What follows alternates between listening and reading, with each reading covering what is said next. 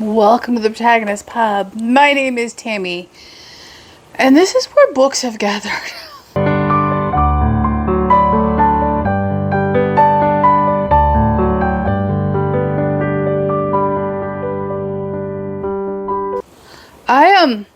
I was supposedly on a book buying ban, or at least buying less, and apparently I forgot that in the third quarter. I'm not overly happy about that, but it's okay. I understand why Dave's been grumbling at me.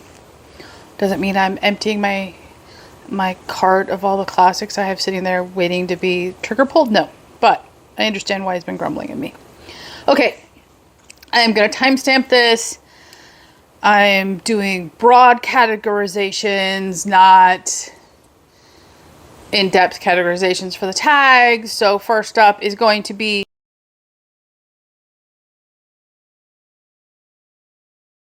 all the physical copies I won on Goodreads, and they're not in the order in which they arrived, but that's fine. I don't remember what arrived when.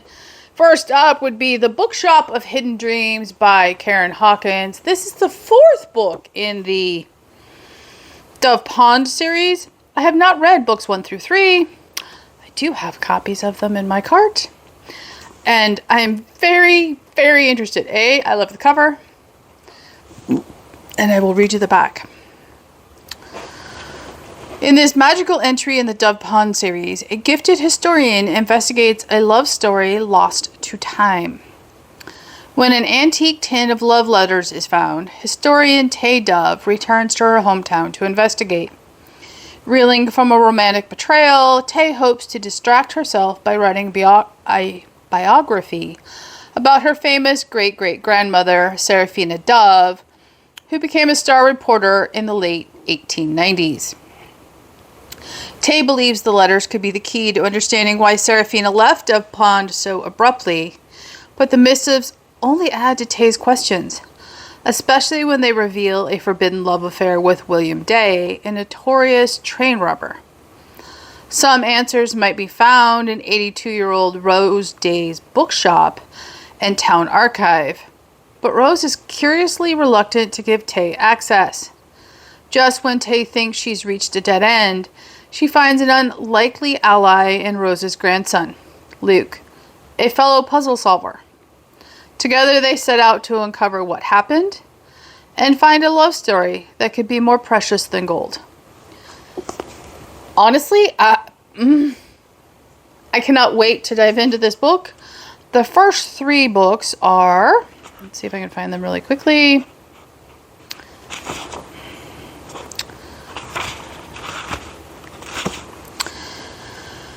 The Secret Recipe of Ella Dove, A Cup of Silver Linings, and The Book Charmer. They all sound right up my alley. I am so interested. Next up would be The Flower Sisters by Michelle Collins Anderson, and this is historical fiction, I believe. Yes. Drawing on the little-known true story of one tragic night at an Ozarks dance hall in 1928, this beautifully written novel, told through interwoven narratives generations apart, is a page-turning tale of love, loss, and reinvention. I, again, am interested. It's got, dual perspectives. It has letters. Just need to work it in. And last up is an autographed copy of Big Trouble on Sullivan's Island by Susan M. Boyer. This is a Carolina tale, and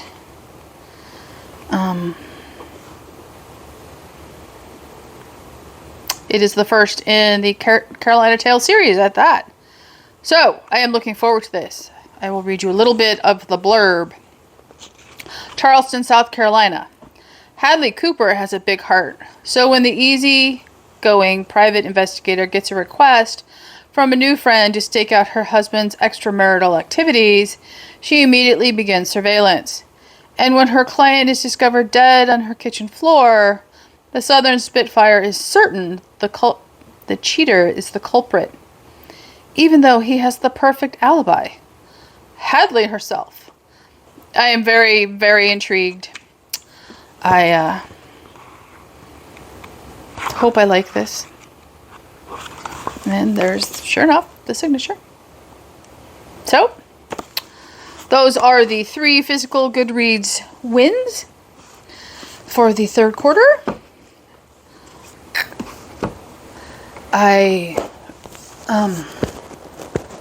Yeah. Okay, next up.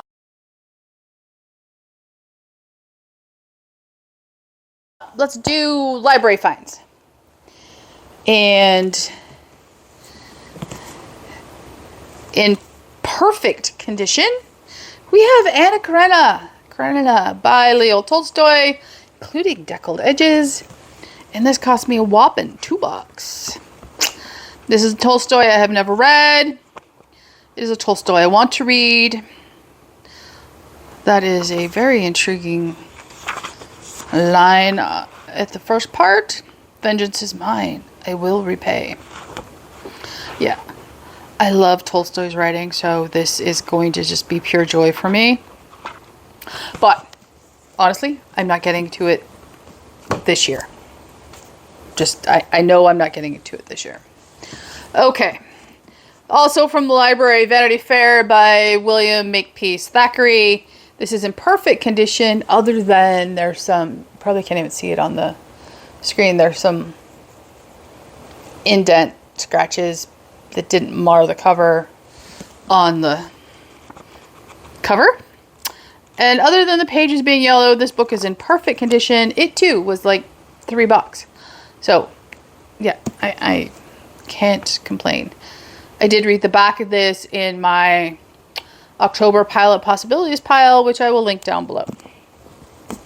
All right, next up from the library was Five and Dine Christmas by multiple authors. They include Suzanne Dietz, Patti Smith Hall, Cynthia Hickley, and Christina Lorenzen. I've read none of these authors. And Christmas is a time for romance at an 1880s department store. And the department store would be Woolworths.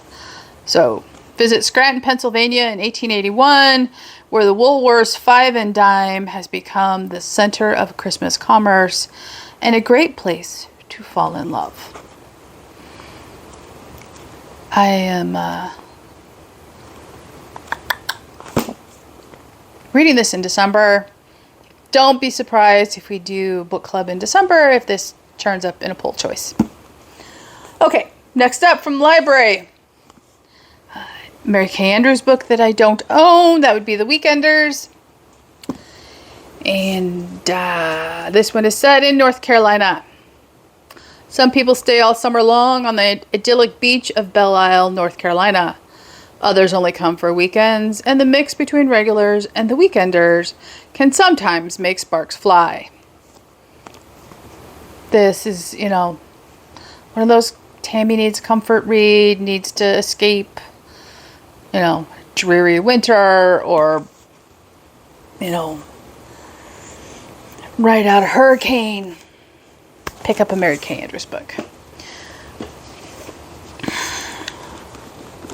Next up, Go Set a Watchman by Harper Lee. I have not read this yet. This is the follow-up novel to Kill a Mockingbird, which I read many decades ago. I am very much looking forward to this. I know it got very mixed reviews when it released. I don't care about the mixed reviews. I loved To Kill a Mockingbird when I read it. I'm trying to, locate a copy to match this, and I will read them together. I loved Harper Lee's writing when I was young, so I am very, very much looking forward to this. I will read you the inside blurb. Maycomb, Alabama. 26-year-old Jean Louise Finch, aka Scout, returns home from New York City to visit her aging father, Atticus. Set against the backdrop of civil rights tensions and political turmoil that were transforming the South, Jean Louise's homecoming turns bittersweet when she learns disturbing truths about her close-knit family, the town, and the people dearest to her. Memories from her childhood flood back, and her values and assumptions are thrown into doubt. I don't want to read anymore. I want to go and clean after reading To Kill a Mockingbird again. And, yeah. Okay, last library find. And that would be The Plains of Passage by Gina Mall. This is the 4th book in the Earth's Children series. I just need books 1 and 5 for it to be complete. And it's in perfect condition. And I am ecstatic. I am ecstatic. So, buckle up. This is coming soon.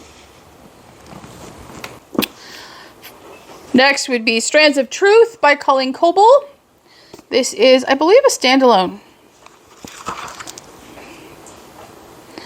It's Christian romantic suspense, and I love everything Colleen has written, with the exception of one book.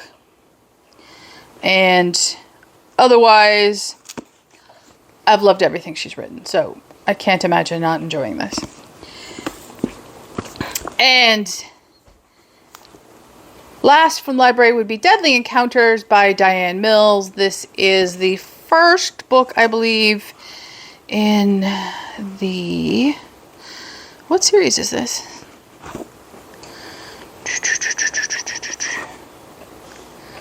I don't know what series this is. I'll put the series right here. I fell in love with Diane's writing in Firewall, which is the first book in her FBI Houston series. She writes romantic suspense so incredibly well. I am so looking forward to this.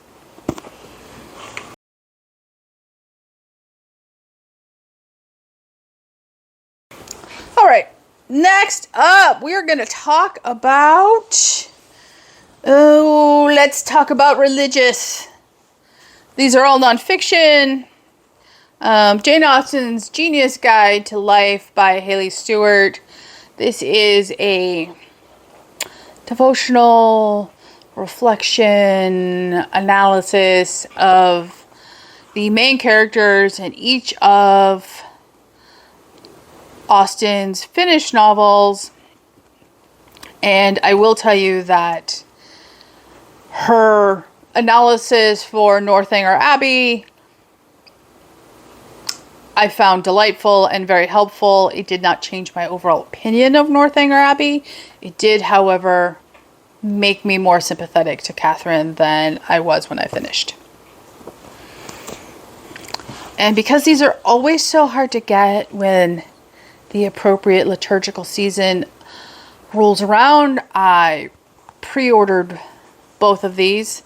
This is for 2025, 40 Days of Lent, 40 Ways, A New Look at Lent, and it's by Marcellino de Ambrosio, which I'm sure I just butchered.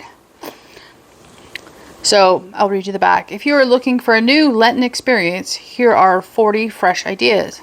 Some will challenge you to deepen your prayer life. Others will open your mind to new ways to serve others. Each of the 40 ways includes a reflection to help you understand more about Lent and why it matters. With 40 days, 40 ways, you'll learn how to have a more creative experience of Lent. You'll discover positive, proactive ways to take action instead of the same old routine of giving something up. The result will be a spiritual transformation and a closer walk with Christ, not only during Lent, but throughout the year. And I cannot tell you, just the description of this is so refreshing. I think we all need to, at least I know that I do, need something more at Lent than just, I'm going to do what I always do and give up chocolate for 40 days or give up caffeine or, give up coffee and drive my husband crazy. And it needs to be something more than that. So I am looking forward to that next year. Okay, and the last one is an Advent Book of Days, Meeting the Characters of Christmas by Gregory Kenneth Cameron. I love the cover, and the artwork inside is gorgeous. Here, let me see if I can find one. King of Gold Melchior.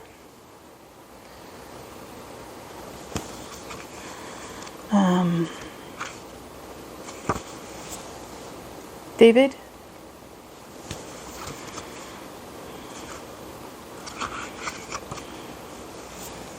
Elizabeth. So the days aren't long, but I am looking forward to this immensely. I really am. I think it's beautiful and something I can probably easily use every year. And there's St. Nicholas. So, it's a little tiny thing, but you know, a book doesn't have to be huge to be impressive. The inside flap says, "It is my hope that these reflections, whenever they are read, will help us to discover new depths in the Christmas story, to deepen our faith, and perhaps even to learn something new or unexpected. Because over 2,000 years, the story of Christmas has become filled with unexpected delights arising from scripture, history, legend, and faith." So, coming later this year. Okay. 2 piles to go. So let's do the shortest of the remaining 2 piles.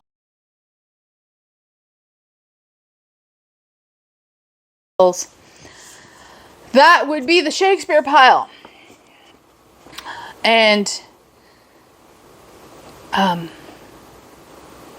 I first purchased Cymbeline, and this is a Folger Shakespeare Library edition. Other than the quality of the pages, I was very not impressed with this book. It's probably great if you are a college student and struggling, but not impressed, and I haven't yet decided if I'm unhauling it. I'm probably not, but I'm on the fence. I'm very on the fence. And then there's the 2 big honkin' books. So, first up, would be the Royal Shakespeare Company, The Complete Works of William Shakespeare. And I very much appreciate this volume. And I'm glad it is sitting on my shelf. This is what I used to read Cymbeline, all except for the last 50 pages because I had a headache. I do like the fact that interspersed they have, you know, pictures from productions. There's not a lot of that. That's by far there's not a lot of, you know, it's almost all Shakespeare, very little. This is what the Shakespeare Company has done, but it is a good copy of the works of Shakespeare.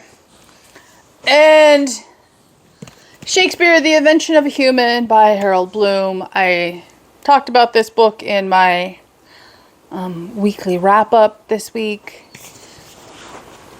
And I didn't read you the flap, so I'll read you the flap. In this landmark work, the culmination of a lifetime of reading, writing about, and teaching Shakespeare, Harold Bloom once again demonstrates that he is the preeminent literary critic of our time. Shakespeare, The Invention of a Human, is an expansive, hugely ambitious, passionate, and convincing analysis of the central work of the Western canon and of the playwright who not only invented the English language, but also, as Bloom argues, created human nature as we know it today. Before Shakespeare, there was characterization. After Shakespeare, there were characters. Men and women capable of change with highly individual personalities. Wow, I need more coffee.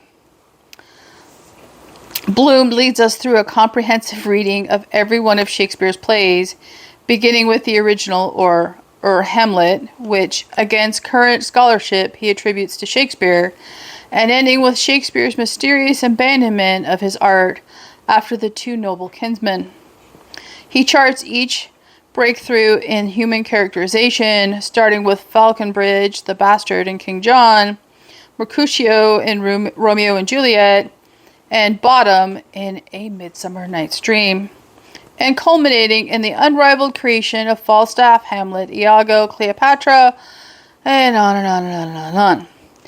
I truly appreciate his scholarship. This is my go-to source for Shakespeare analysis. So if you are looking for a Shakespeare analysis book, I can highly, highly recommend that one.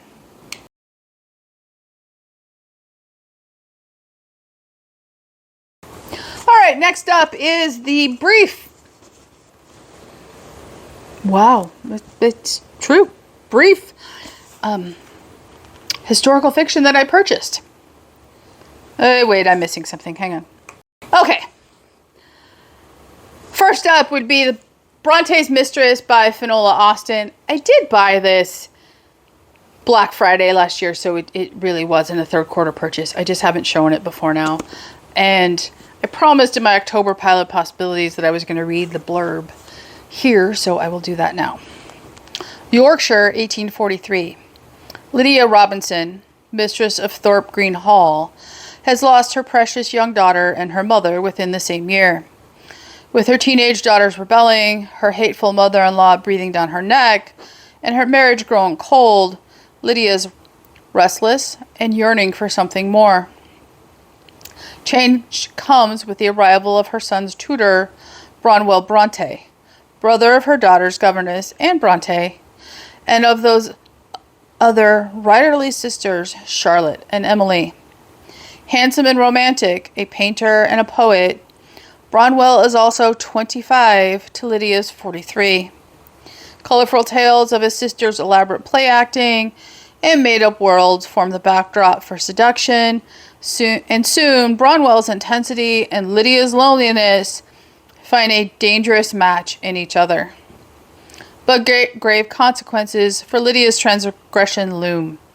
Her prying servants blackmail her for their silence, her husband becomes suspicious, and Branwell's behavior grows increasingly erratic while whispers of the affair reach his bookish sisters. With this swirling vortex of passions and peril, threatening to consume everything she has built, the canny Mrs. Robinson must find the means to save her way of life, and quickly, before clever Charlotte, Emily, and Anne reveal all of her secrets in their deceptively domestic novels. That is, unless she dares to write her own story first.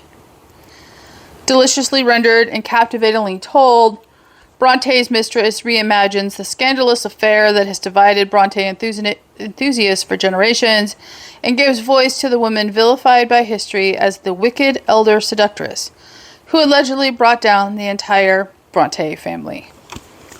I am very much looking forward to this book.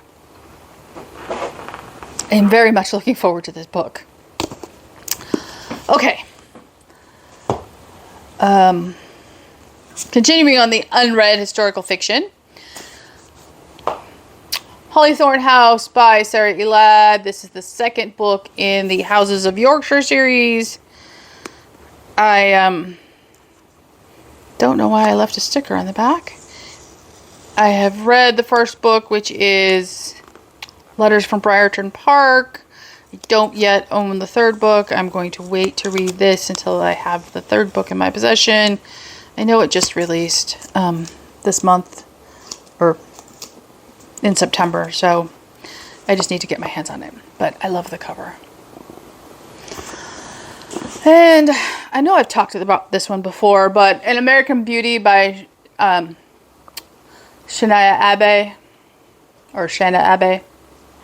And this is 1867 in Virginia. And I have read this. I will link my review down below. That is An American Duchess by Karen Harper. This is fantastic. Like anything Karen Harper writes, this is fantastic. Okay. Next up,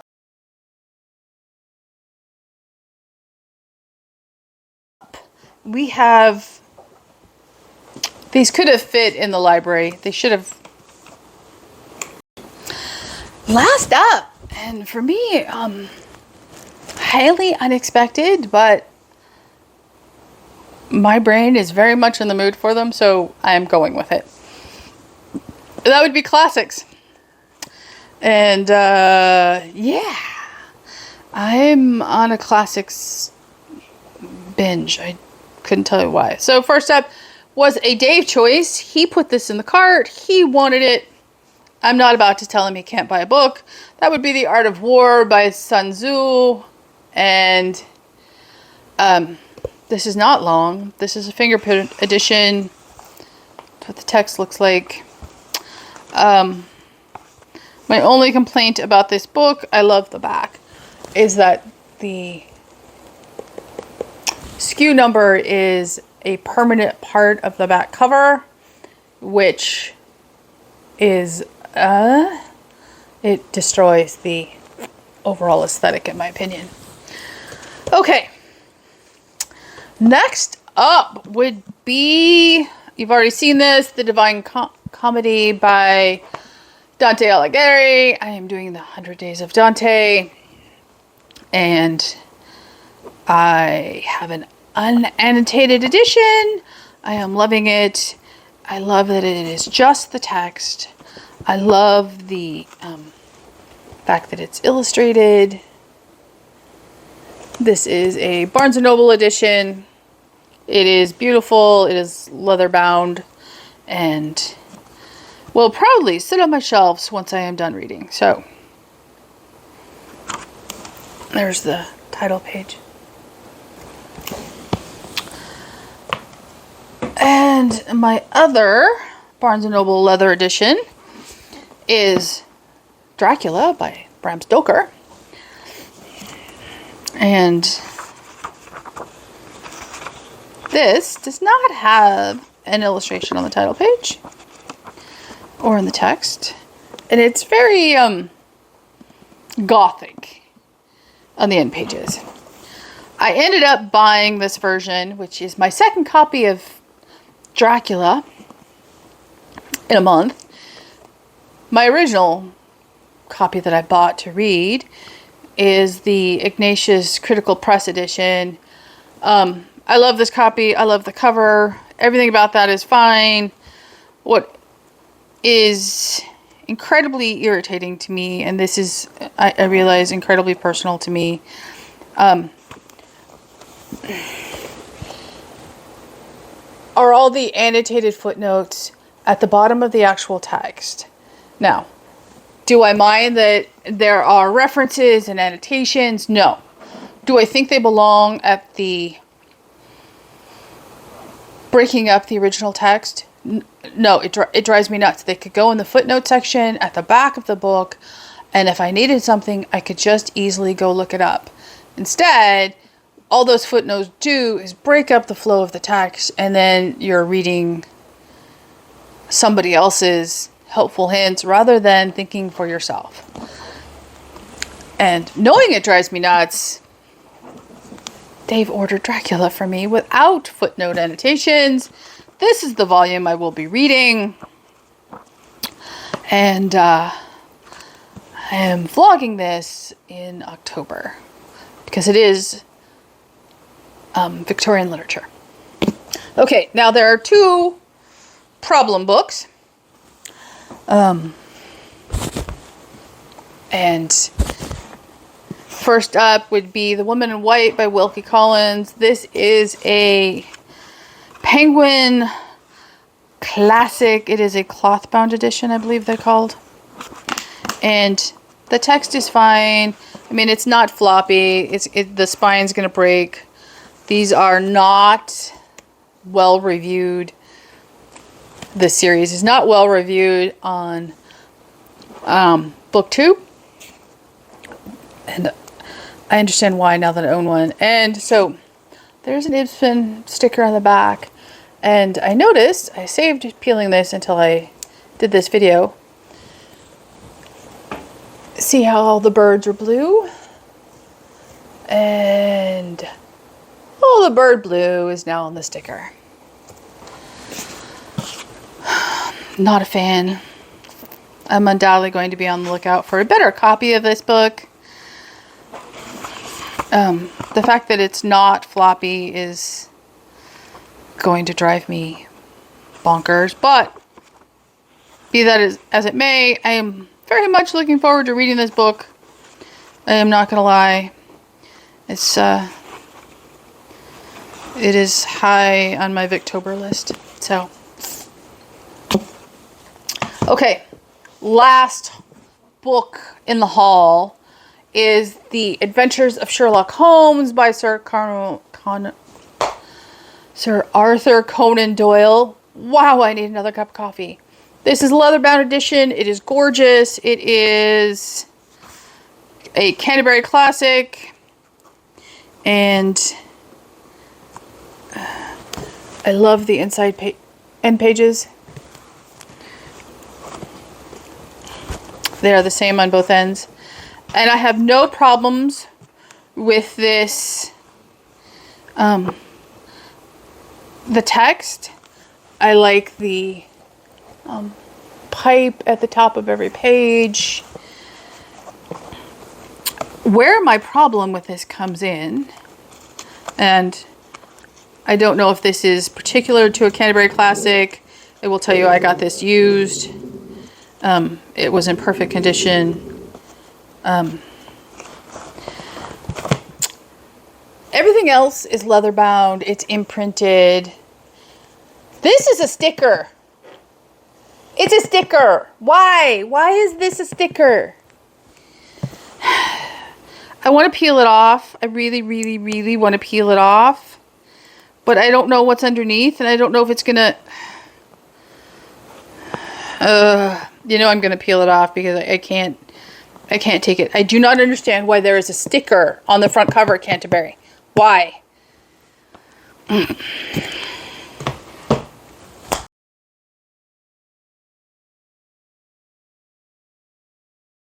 So that is my third quarter physical book haul. I know I hauled Kindle books. I will have to do that in a separate video.